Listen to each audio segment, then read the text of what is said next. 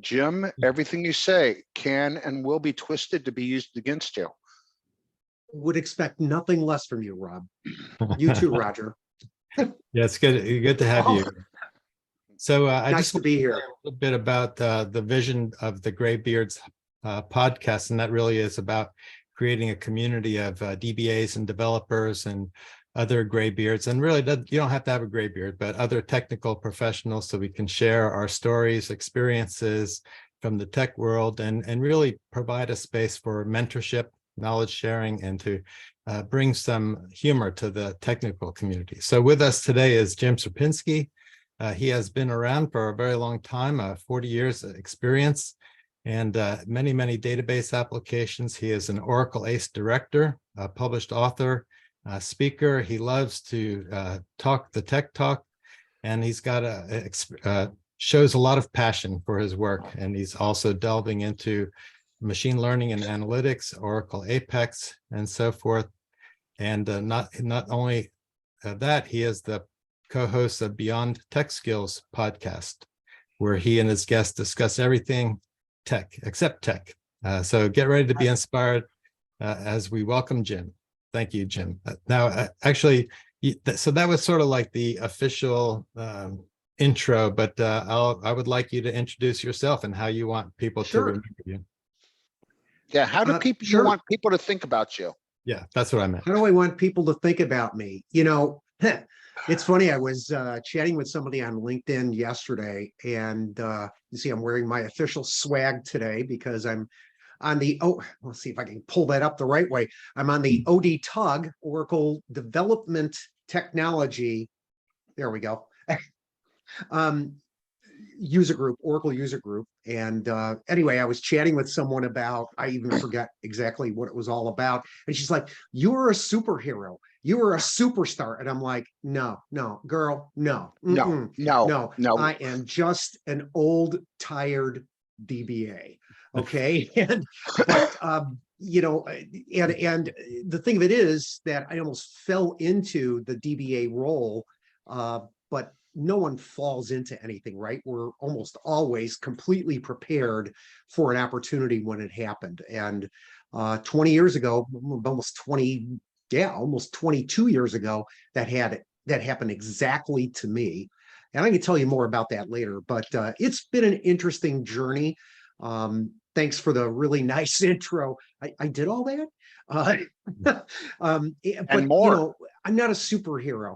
I'm not. I'm just somebody that really is passionate about technology because I see what it did to my life, right? How I went from being literally just a data entry clerk into becoming a technology person in the space of merely 2 or 3 years, and how I was able to finagle that into some sort of IT career. I still, when I look back, I don't even know how I did it, to be honest. So I don't know about you, but yeah, that helped. I don't know about you. I was dragged in kicking and screaming. I was prepared not to be a DBA. Really? I'm surprised.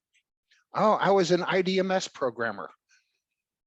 Back in the 80s, when somebody said relational database, I said they're not going anywhere. I just want to stay an IDMS programmer. I like linked lists. And I was Are we related, Rob? I was working in Focus, which was a hierarchical database, right? And I remember the first time we had somebody come in to our shop to explain how a relational database worked, I stopped her. And for like 20 minutes, I said, I've already got the whole hierarchical database laid out and everything else. To this lady's credit, she gave me enough rope to let me hang myself. And then I was all done. And I was like, okay, so go ahead. And she said, well, here's how we would do it in a relational database. And the light bulb went off. And I'm like, oh my gosh, I'm an idiot. I am so sorry. But you know, you have moments like that where you don't have to change the database in a relational database to get a new query to work. Yeah, exactly. And at the time, at that company, I'm pretty sure it was CNA Insurance. I was in charge of, I've told this story a few times, 4 of the largest databases in the world for group healthcare cost containment, 256 megabytes each. That was as big as the file system would handle in 1989. Yeah. Whoa. And so when relational came along and we were suddenly storing 1 million rows on a Teradata database computer, a DBC 1012, right? Mm-hmm. So-called because one day somebody will have a terabyte of data, you know.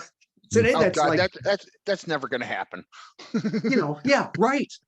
And you know, and it was amazing, you know. So you know, it's kind of interesting because you look at Teradata and this whole idea of a machine designed specifically for databases, and then Exadata comes out, and everybody goes, "Oh, that's crap. Nobody that will never work."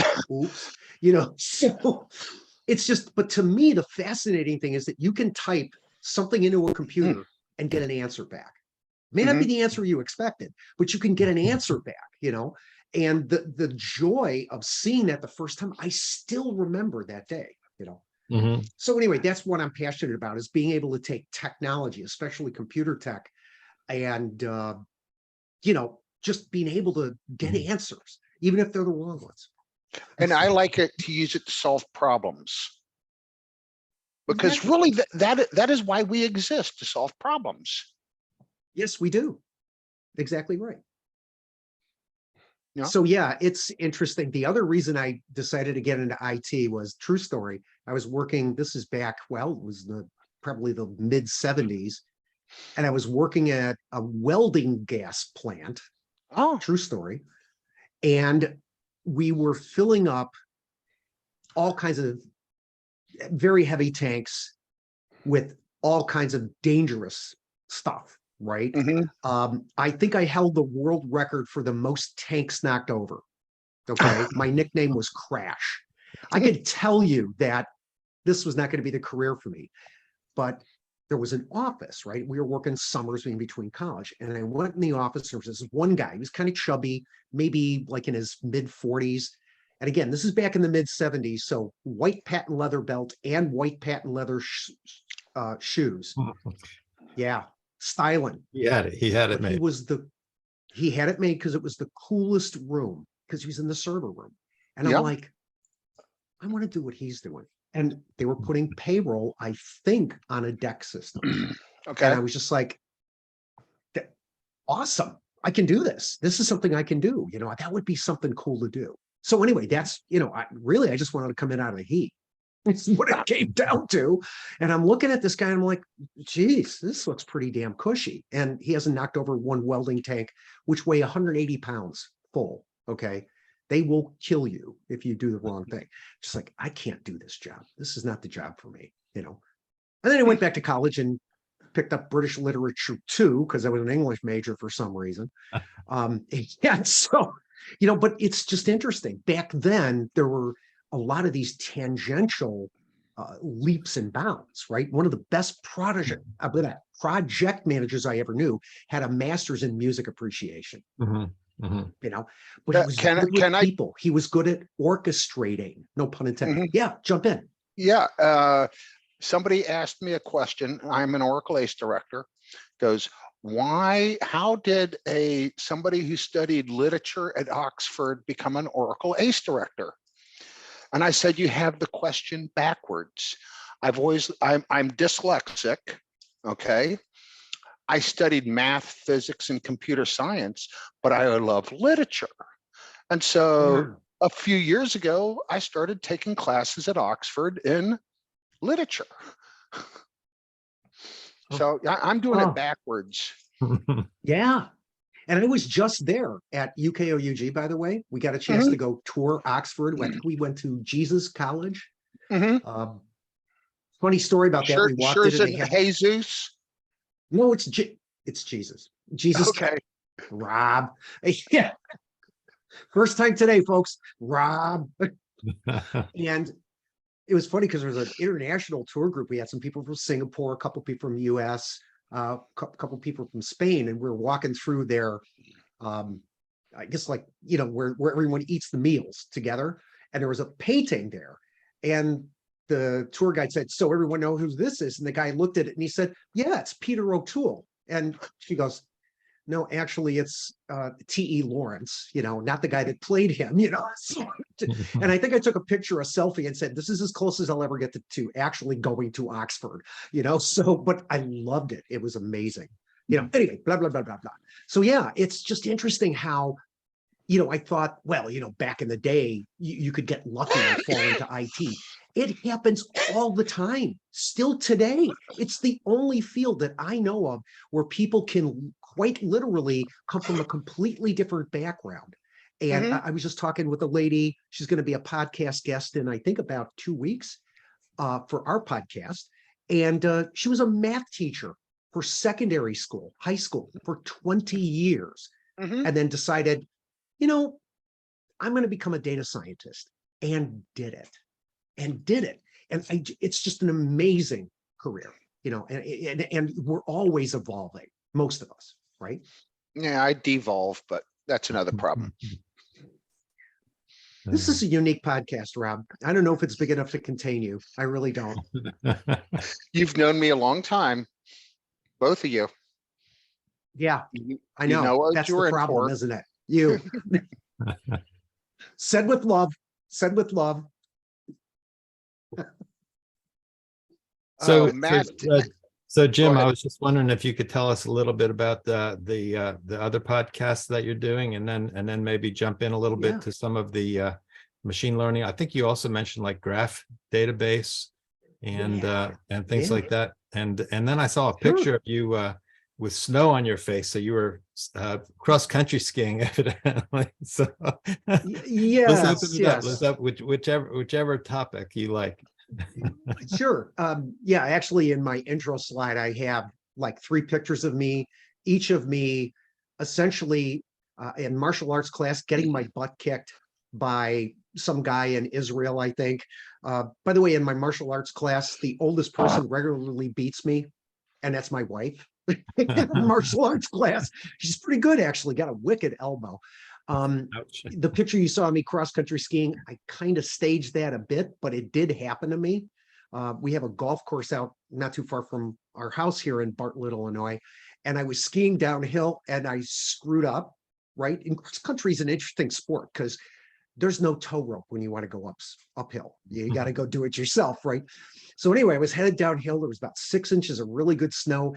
I slipped and face planted directly in front of me, right? And buried my head completely. When I came up, I still had my glasses on. I had snow in there. So I recreated that one. But true story, Roger, I came up out of that laughing because it was just so absurd that it happened. I'm like, this feels a lot like my career. I've had moments like this, And then I think I had one other picture of me bicycling or in bicycle shorts and stuff, right? And I had just fallen off my bike and broken my collarbone. And I told my wife, take this picture because I'm going to use this again. And I did that, ironically, 2 weeks before the first time I ever presented at K-Scope in, I think it was in San Antonio. And I schlepped my bag around, like this. Oh, no, actually, it was this shoulder, so I was just aching the whole time. But, that's the thing. I'm a lifelong athlete. No, I'm just a really bad athlete, but I love doing that kind of stuff, In terms of, we were talking about me being an ace, or we were talking about, we can edit this, right? But No. what were the other topics you gave me? Well, it was machine learning, graph database, and then also Apex. And the podcast. Yes. And the podcast. Our podcast. Yeah, let me chat about that a little bit. So Liron Amitzi, who is from Israel and now is back in Israel, was in Vancouver about right in the middle of COVID. We go, maybe we should, it was like January of 2020. Remember the before times? Before times when we didn't worry about wearing masks. By the way, I'm COVID positive today. I'm not, cool. But I'm feeling fine. I caught COVID at some conference, but anyway, so here we are back to my time story. Do I have a timeline? Yeah, no. Liron and I ironically met at, I think it was an Oracle user group in Denver. And the way I met him was he was standing at the bar. We had like an ACE dinner or something. And it was me, and 2 other people And Liron is Jewish, right? I'm lapsed Catholic, largest group of religionists in the world. And there was a Muslim guy there, and there was a Hindu guy there, and we were telling jokes, our favorite jokes from our religion. Nothing profane, but just funny stuff. Like all kinds of cute things. And Lyra and I started up this conversation, and I'm like, I really like you, and I like you too. We have this nice rapport. And a flash forward about 15, 18 months, just before the before times, he said, I think this would be a really great idea for a podcast. We always talk about tech stuff, right? We talk about machine learning, I promise, and analytics and graph databases. 2/3 of being an IT professional have nothing, absolutely nothing to do with code. And I learned that the hard way. It's all about how to relate to people, how to manage yourself, how to manage other people, whether you're formally doing it or on a team, right? How to manage users, how to manage user expectations. And then even mundane stuff like, how do you write a resume that's going to get attendance, right? Or interest when you're doing an interview. How do you read a resume? How do you do a technical interview? How do you prepare for your own type of technical interview, right? And so we got started with really more the CV resume interviewing questions, right? And then we started interviewing guests. Rob, you've been a guest on our podcast, I think, right? And if not, you should be, right? I was, and my job was to scare everybody, and I think I accomplished that. About security. Yes, right. And so we've had, I'm trying to think, somewhere around 40 different guests. The latest podcast episode we dropped, I remember Lyra and I go back and forth when we're doing these. We go, I don't really know how we're going to position this one. I don't know if it's going to really resonate. And it's a friend of mine who studied physics with Richard Feynman. And if anybody in our community pretty much knows Dr. Feynman from his lecture series. Not only did he study from Richard Feynman, not only did he study under Richard Feynman, he studied with him at Caltech while Feynman was writing the Handbook of Physics, which is the #1 physics book, right? I don't want to spoil the episode, but he was, and we're like, I'm not sure how this is going to work. And again, a surprise, right? This is one of the most popular episodes that we've had lately because everybody loves hearing about Feynman because he was just an amazing dude. He would go around the Manhattan Project, he actually broke into the safe of Leslie Groves, General Groves, who was running the Manhattan Project of all places, right? And he tells more of the story in our podcast, but he could have broken it into it, Feynman said, in 3 minutes, but that would have not been impressive enough. So he made it last 30 minutes. And so he got this whole idea of showmanship and everything else, right? And so here I am talking to this guy, and I had just met him like 6 weeks before, and he goes, oh yeah, I know so-and-so, and I know so-and-so, and I met this guy. The 2 guys he names off are Nobel Prize winners in physics. And I'm like, and I read some of the stuff that these guys do. He met the guy in A Beautiful Mind, John Nash. Okay. He said he was given a presentation in game theory, and John Nash was in the front row. You think you got, what do you call that? Imposter when syndrome. you get nervous and imposter syndrome. Or performance anxiety. Yeah. And so he's going, this is all about game theory. Here's the guy that basically came up with the idea. So, you never know who you're going to meet in this business, right? And even from that, we talked about mentorship and how important it is, right? And that's the biggest advice I give to anybody coming into our business, right? Find a mentor, get one of those stainless steel straws like they do for matcha down in Uruguay and South, and like jam it in this guy's ear or her ear. I don't mean really, but metaphorically. What? And, that please don't broadcast this on 420. But, and draw the knowledge, and you'll know they're a mentor if they go, there's still some left in here. So, that's what we get out of the podcast. So why do you guys do, why do you guys do this one? You talked about this, right, Roger, that you want to essentially give back to the community, give back some of the knowledge. Yep. Mhm. And I think Roger, we all have the same thing. We're all at that age, you know. My walker is right behind me, you know. I'm gonna have, but Yeah, when right, when I retire, you know, what happens to that knowledge? right. Yeah, If you haven't shared the knowledge, it's like you sucked it up, put it in a bank, you know. It's like taking batteries and put them in a drawer and you close the right. drawer. Those batteries are useless. Mm. Yeah, that's a good analogy. That's an excellent analogy. Yeah, yeah. And Roger, you do a lot of stuff with performance tuning too, right? I mean, I remember meeting you for the first time, I think, at, oh my gosh, was that a hot sauce conference that we did? I think it Yeah, was actually, maybe I the have first the time I met you. picture right here. Let me show Oh, you. you do? Oh, how cool is that? Let's see. Oh, look at that. I remember that one. Oh my gosh, look at Kellen's even there. Hold it. Let's see. Who do we have here? Oh my Oh gosh. my I was younger gosh. then. Oh my God. And some Bert people had hair. Scalzo. Oh my goodness. Wait, I was Yeah, there. I'm not sure if you Uh, were. yeah, I was I don't see there. a gray ponytail. Where are you? No, no, no. You see the sunglasses right next to Roger? Oh, there you are. Of Yeah. course. Mm-hmm. Oh my gosh. There. You know, it's funny. Carrie Osborne's there. I think Chris Sack. I I'll just put saw it back up. Carrie I'll last put it week, back by the up. way. Yeah, Yeah, he was at Carrie. Armagh last week. Yeah, Anuj Mohan, who, speaking of mentorship, I helped get to Oracle Ace Pro. I was very happy to do that.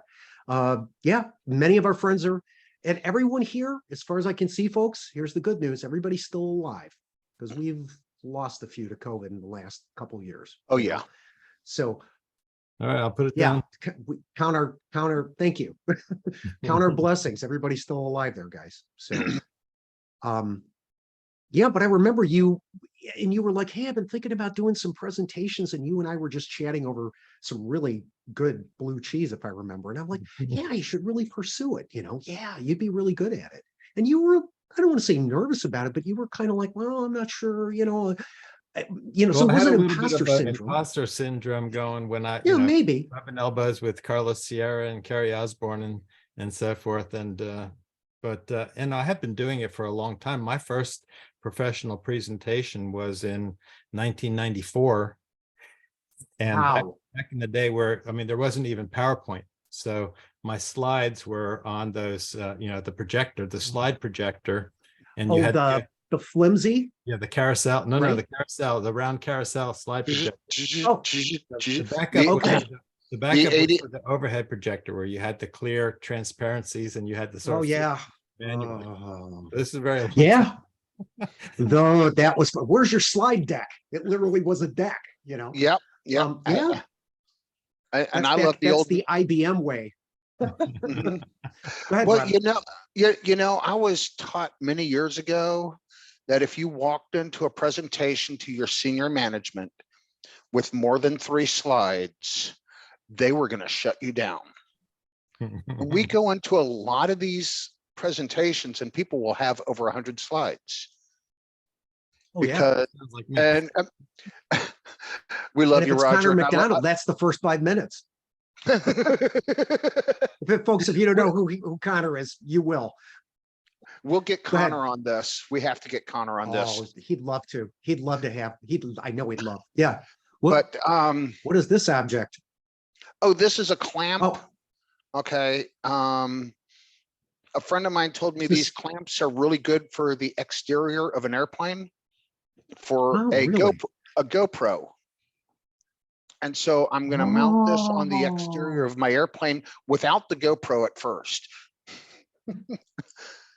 Now there's a field engineer. A pretest. I like testing. That's the dry I'm, run. Because if that some bitch falls off, I'm going to only come out 12 with bucks. words. Yeah, if this falls off, it's 12 bucks.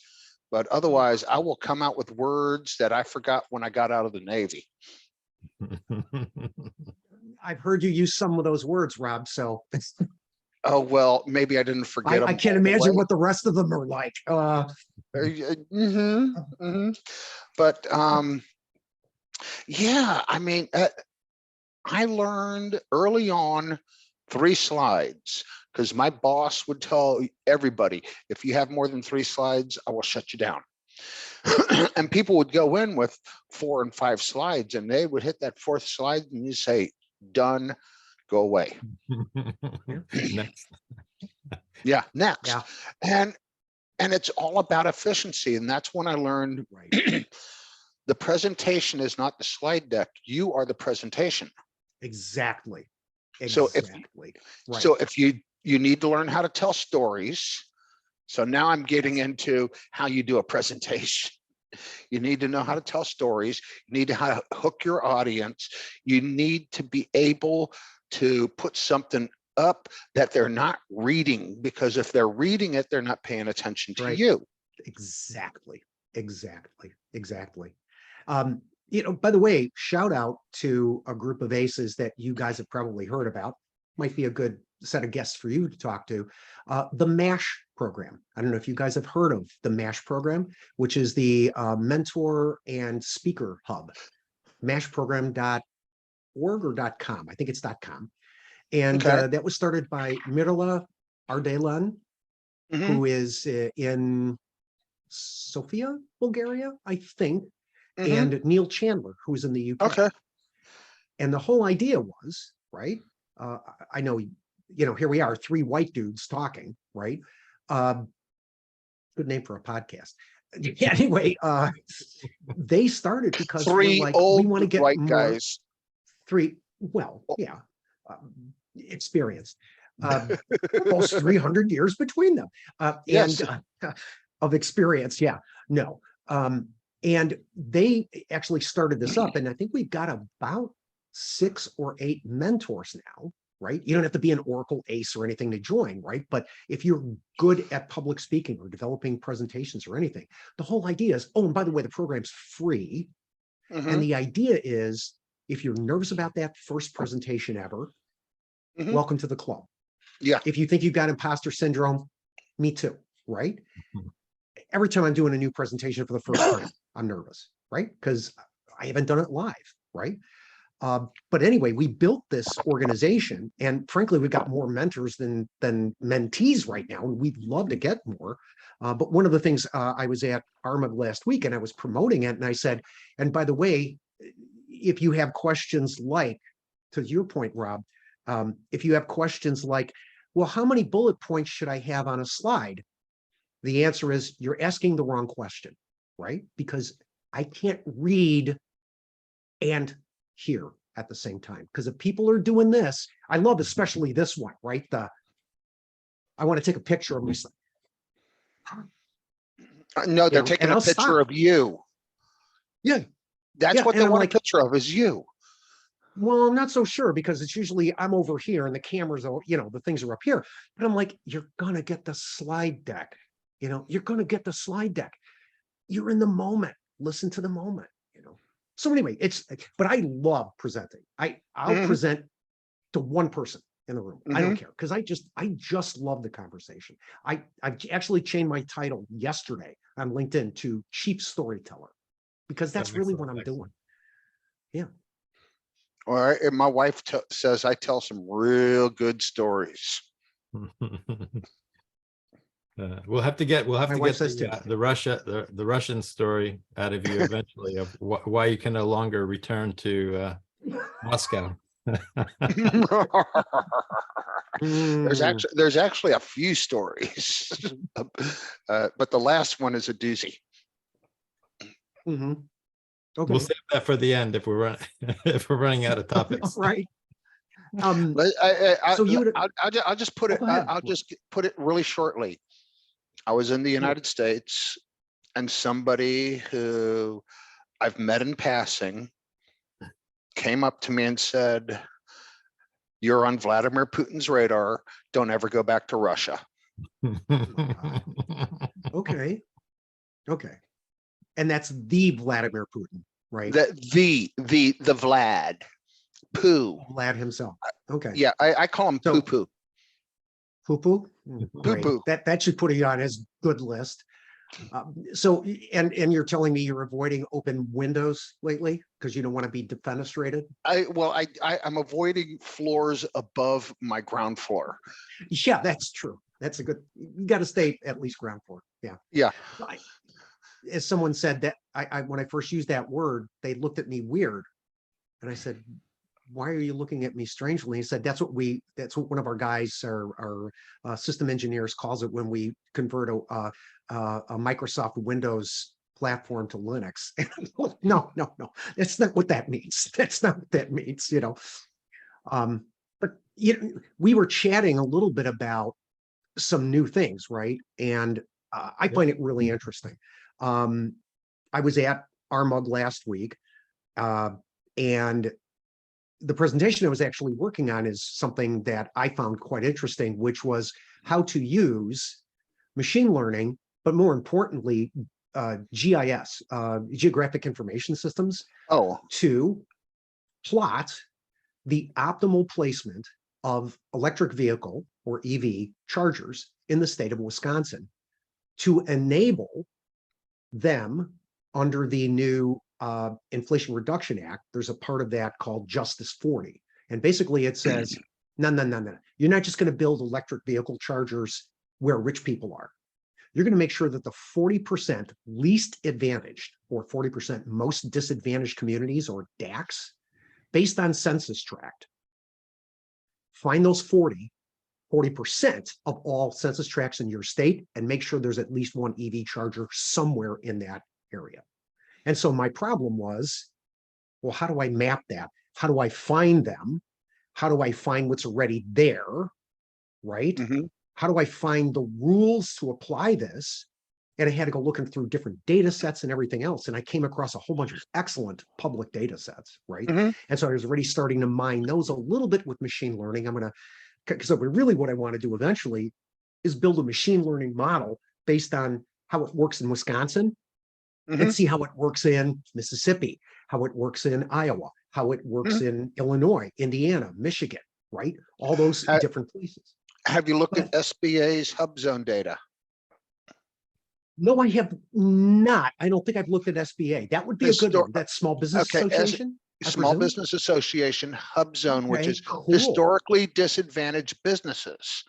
I actually reside in a hub zone, so it's actually much more fine-grained. Okay, that if the income is below a certain number, Right. okay, for that area, you're in a hub zone.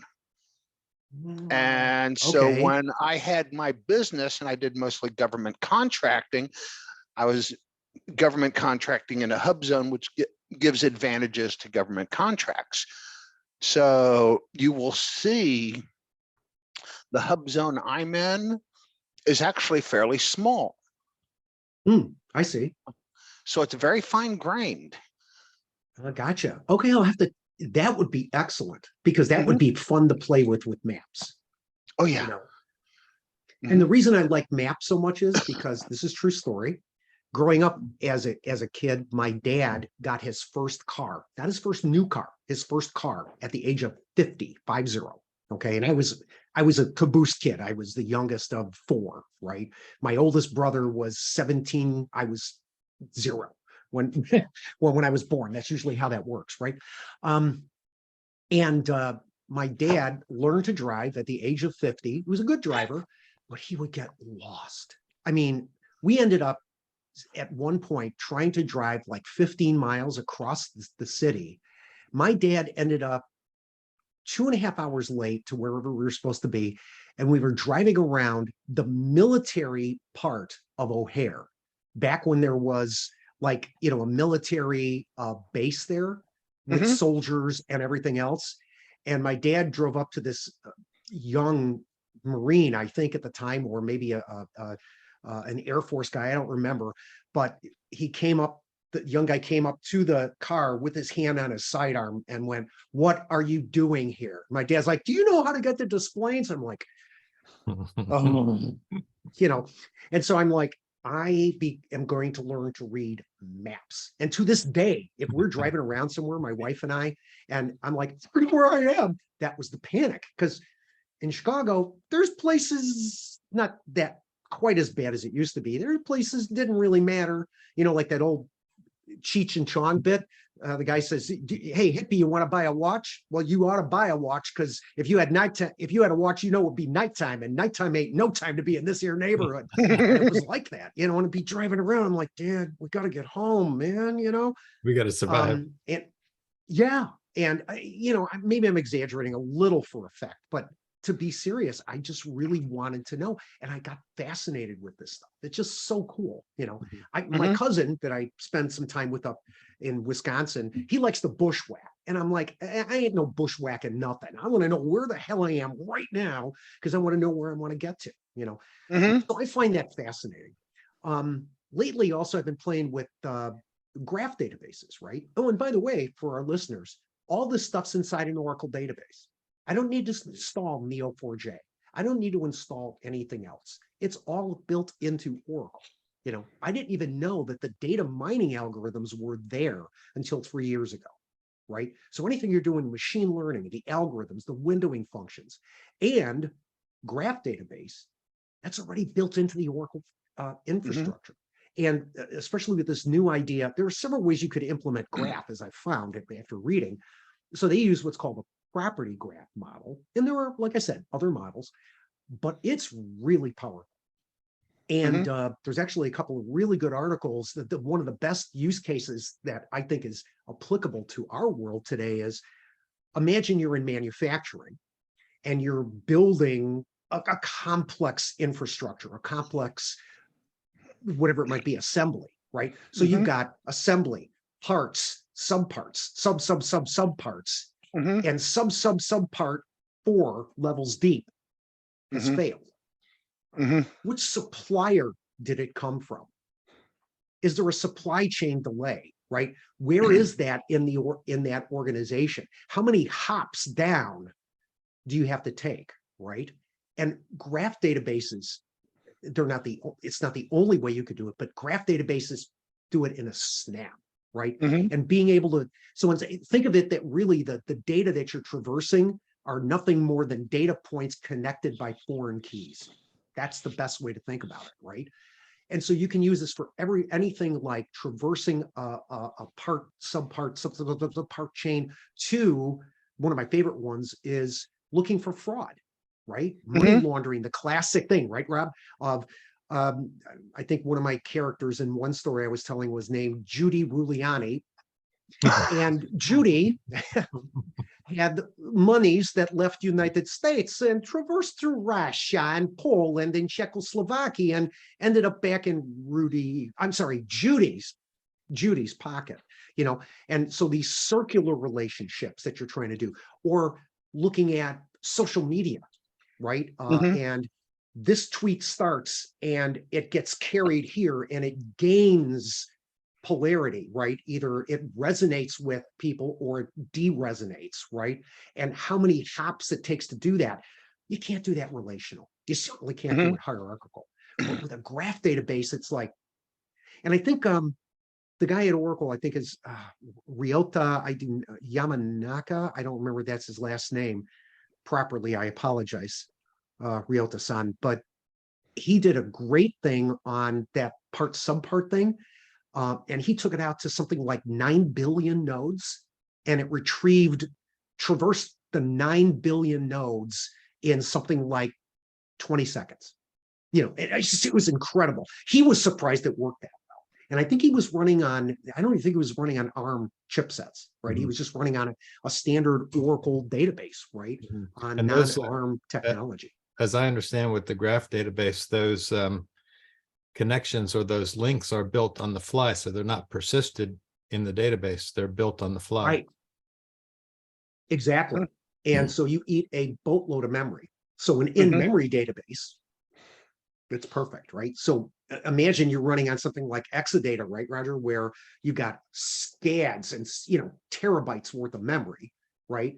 And again, you can take advantage of that or just about, really, it's just about memory and about how efficient the infrastructure is. I am not a mathematician. I don't pretend to understand the math, but it is cool stuff. And that's where I think we're going, right, guys? I think we're headed towards these new ways of looking at things, because who cares about OLTP anymore? I mean, Oh, yeah, the transaction committed. Okay, fine. But yeah, my accountant billions wife of rows. probably does. Well, yeah, I do too, Rob. Okay. I'm OD Tug's treasurer. I care about the rows getting there. They Okay. made you But treasurer? they asked me. Yes.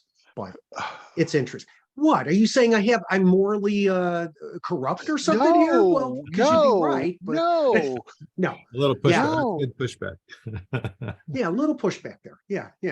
So suddenly there's a knock at the door. Oh, is that the police? They don't call. But and by the way, shout out to if I may, June 25th through the 29th, OD Tug is having K-Sculpt 23, and we're going Where? to be in Aurora, Colorado, Okay. at the Gaylord Rockies. I was there 2 weeks ago, folks. It's going to be amazing. It's glorious. It's a great site. It's smaller than where we had K-Sculpt last year, which actually is a positive in my mind, because you don't have to walk 8,000 miles to the conference center. But very intimate, excellent food, unbelievable views of the Rocky Mountains, the plains running to the Rocky Mountains, all kinds of great stuff to do there. I believe there is an on-site, the pools, indoor and outdoor, are amazing. I think there's also a water park nearby. So if you're thinking about, oh, let's make it for the kids.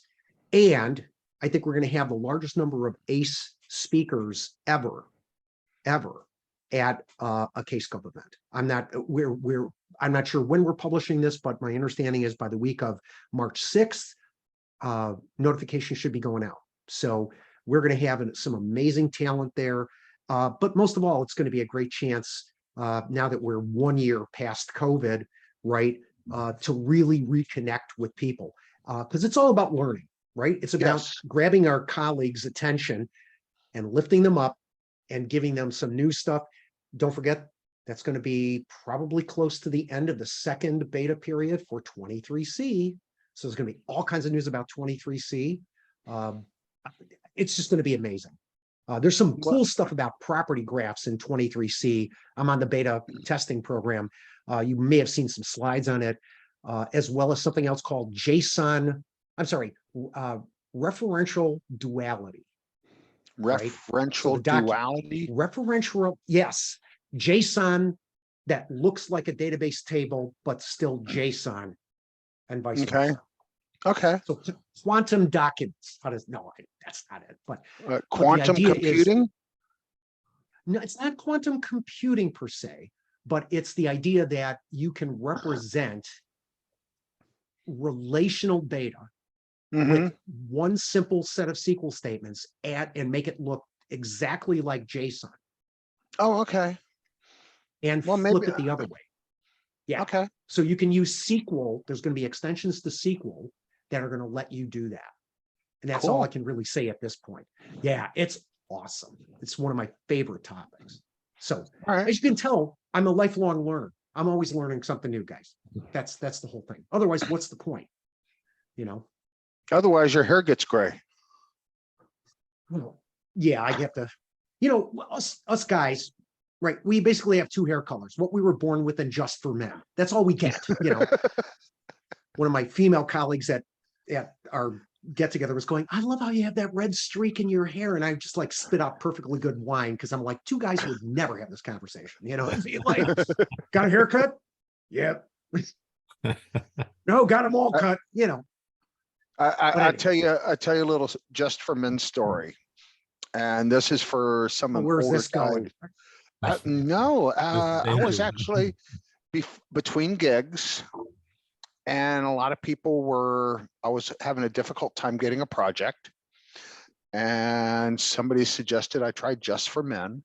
And, after a couple weeks, the hair got a little darker, and boom, I was hired. Are you serious? Wow. Yes. Yes. Okay, so there's hope.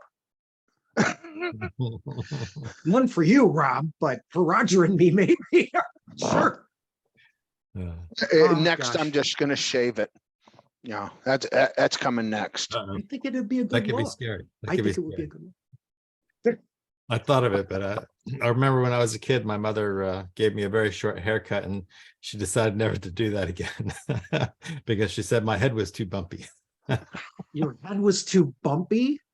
Yeah, so Okay, so I I don't do know if have I an can interesting sport. I don't think I can note on sport that. the shaved look.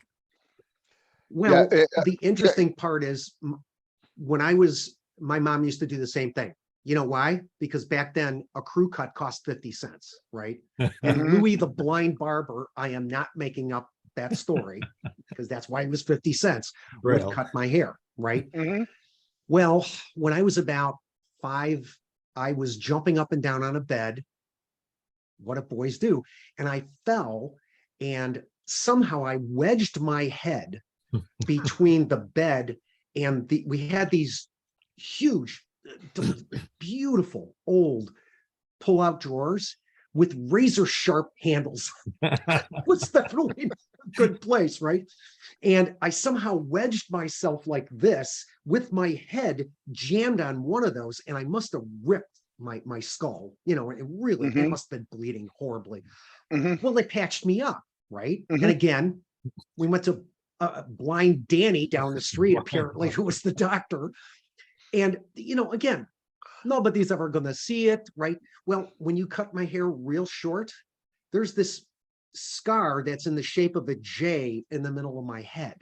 Jim. Okay. And the story Yes, it's was, for well, Jim. that's so my mom would remember my name, Phil, Mike, Jim, but and she made me get the crew cut, and everybody like, you got a J, you're a moron. Oh, God, So now I don't care, but back then, a long history of abuse and bullying had its start when I fell off the bed, and that's You want the to? last Yeah, story that's I can actually share with you. hilarious. Do you want to hear a funny Yeah. fraud story that involves Was that a prostitution, frog or a politics, fraud story? fraud Fraud. that involves Fraud. prostitution, Fraud. money laundering, and politicians? Okay. As long as the statute of Okay. limitations is over, then No, And it didn't happen I- in Russia. In Russia. I'm He's potato. involved, but I'm not on the guilty party side. Okay, I'm listening. I was involved with a project, Financial Crimes Enforcement Network. Okay, you do a $10,000 cash transaction, it's reported to Treasury. Okay, Gotcha. everybody knows this. That's FinCEN, Financial Crimes Enforcement Network. There's other types of transactions that most people are not aware of. These are called suspicious activity reports. You will never know if you ever got a suspicious activity report. It is illegal to even acknowledge the existence of a suspicious activity report on an individual. Okay, because it is a suspicion. It is not, they're guilty. Somebody did something that does not pass the smell test.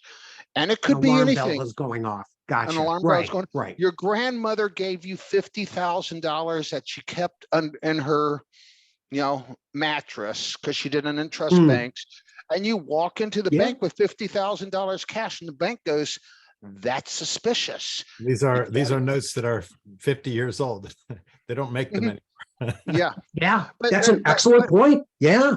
Yeah, it is totally legitimate, but to the bank, Right. it does not fall in your pattern of transactions. Right. Make sense? There's Sure. a certain politician from New York. He was a governor. Okay. Oh boy. Who liked prostitutes. Okay. And he started paying these prostitutes with wire transfers. It got into my system. And it boiled up to the top. And because he is a politician, this is somebody we say, this is an individual at risk. Okay. Oh, of course. Yeah. and it bubbles around. And so there's this picture of him resigning. What was his name again? Starts with a C, ends with an O, maybe. God, I can't remember. Governor of New York, Elliot Spitzer. Spitzer, yeah. Yep, Elliot Spitzer. Oh There is my this God. picture of him that I used to use on my presentations of him resigning with his wife standing behind him and the laser wow. beams coming out of her eyes into the back of his head. Yeah. Okay. And I I used love to The tell Good Wife. Yeah. the good wife. Yeah. And I would say, well, this is what I do. I gave her those laser beams for the back of his head. I've been involved in some Roger, I can't interesting imagine why you projects. teamed up with this guy. He's dangerous. Whatever you do, just do what he says. He knows the good stories though, so we'll take the war stories He does. with the Yeah. good and throw the rest out. Yeah, exactly. Exactly. That's one of my favorite war stories. It's like when that happened. Wow. But then what the weird part of that whole incident was, nobody should have known I existed. All right. I was in my office, which was in the basement of this little brick building in Tyson's Corner, 3-story, but very small. And I was in the basement, and I get an email on my government email. It's a reporter from the New York Times going, "Mr. Lackard, can you talk to us?" And I'm like going, no, no. If you have a question, I suggest you contact, somebody who Right. It's authorized to speak on the subject. authorized to talk about these things, because I'm not. But yeah, I designed So that system. you guys had asked me for a war story. Yeah, Yes. yeah, it was fun. So I actually, I don't know if you guys knew this, I was an Oracle University instructor, and people still, when I say that, they go, "Oh, really? Which campus?" I'm like, no, it wasn't like that. Okay. But the instructors from Oracle University, I mean, I would say it's, 300 level, maybe 400 level stuff, especially the more advanced stuff. So I figured this would be a good story to kind of end all my stories on.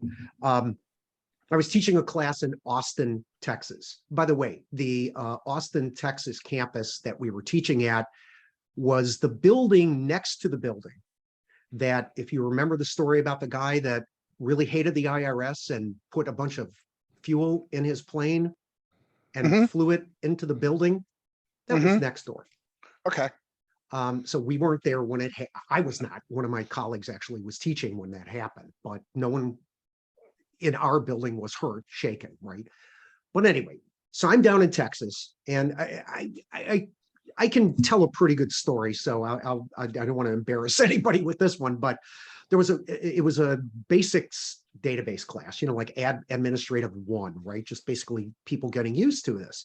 And there were about 15 people in class, mainly from Texas, but there was one young lady, really nice, super nice, really learning. And she was from India, and she had come over from India within the past 10 years. So she had a little bit of an accent, but, was very up on the culture, excited to be in the United States, was getting her citizenship, as I remember. And so we were sitting around at lunch one day, and she said, "Jim, you seem to be very up on humor and jokes and things like that. But my son, he tells jokes and I don't understand them." Right. And so it was just her and I initially, right? I'm eating lunch, she's having a snack, and then people are starting to file in behind her. She doesn't know anybody's in the background. And she says, "This joke he told me, I just don't understand it." And I said, "Well, what's the joke?" And she said, "I think it was something like, why did Sher Khan stick his head in the water closet?" And I said, "Sher Khan?" She goes, "You mean like the tiger, Sher Khan." And I said, "In the water closet." And this guy sitting behind her puts both of his boots up on the desk and goes, "You mean, why did Tigger stick his head in the toilet? Every third grader in Texas knows that. He was looking for poo." And see. And she says, This is the joke. I wouldn't have gotten met that one so either, many, to be honest with you. yeah, I met so many people. I just had only one student ever threaten to punch me, but that was another story. He got some free credits out of it, but not punching me. But I told you, not much of an athlete, right? But I learned so much about Oracle from teaching other people. I firmly believe that if I can explain a concept to my wife, who Mhm. was in IT for like 20 years, but I'm trying to explain how an archive redo log entry works, or Mhm. how TNS listener works, or this is why it didn't work. Come here, you got to see this one character off. Look at what happened, Mhm. or how a graph database works. And she goes, oh, that's really cool. I know that I may not have mastered it, but I think I've come close to being able to explain it to someone. It doesn't mean I can understand it for them, but I can explain it well enough to where maybe they go, and the light bulb goes off above their heads. And that, to me, that and registering a brand new voter as an election judge, those are my two greatest joys in life. There is nothing like seeing American democracy in action when we get a new voter. It's just amazing. It's just amazing. Yeah, let's talk Love doing it. politics. No. That's another podcast. And then after that, we'll talk about religion. And then What could after go that, we'll wrong? talk about sex. Hey, why don't we just do all three in one podcast? You're going to fix this in post, right? No. He's getting us into Oh, trouble God. again. Here he goes again. Ah, Everybody, you're the one who agreed to come on. How many years have we I known each know. other? Roger and Not I've known each other. long enough, Rob. You always have a new story. Jim, Well, we are getting a little bit close to your time, because I know you have another Thank you, sir. meeting, but I wanted to give you an opportunity to give us your coordinates again, and Oh. say the name of the podcast one more time, and how people can Oh, see thank your you. stuff. I know you have a blog and that sort of thing. Thank you so much. So my blog is at Jim the Y Guy, not the white guy, the Y guy. That would be right, but not the right label. JimTheWhyGuy.com. I'm also on LinkedIn as Jim Czuprynski. I think we're going to have a slide at the beginning, right? Just you'll find me at Jim the Y Guy, and then you can take my last name and type it in LinkedIn. I'm sure we'll have links in the podcast notes. And also BeyondTechSkills.com. We're on Twitter. I have been kicked off Twitter for I don't know why. did you But upset that happened back Elon? in December. Not that I can tell, Rob. I don't know, Roger. I can't figure out what happened. I honestly, the one person that was doing that Curious about that one. apparently has left. So I don't know. And I mean, I looked through all my intro. I cannot figure out for the life of me what I did. But anyway, I'm out on Mastodon now at Jim the Y Guy. And I think we have the link at techfielddays.com or techfielddays.net. But Email find me me out there. and I will put them in I the notes. And I thought you were more of a Truth Social guy. No, not at all. No, you would Okay. not find me on Truth. You're trying to do politics, Rob. I'm not going there. I am not going there. I am just not. I am done, because you're going to make me do my Bernie Sanders. Don't start. No one should have a 10-gallon hat. There should be 10 people with a 1-gallon hat each. That's how you stop the 1% from taking all the wealth from people. No soup for you. Good job. I like that one. That's good. Okay, good. Guys, thanks so much. This was so much fun. It's nice to be on this side of the camera for a change. We'll put you up front. I guess that's a wrap for another thrilling episode of the Graybeards podcast. I want to thank Jim for joining us today. And if you did like the podcast, those of our listeners, hit the like and subscribe button, and we appreciate your attendance. Thank you all very much. Right. Thanks, guys. Stay safe. All right. Bye-bye. Shaka.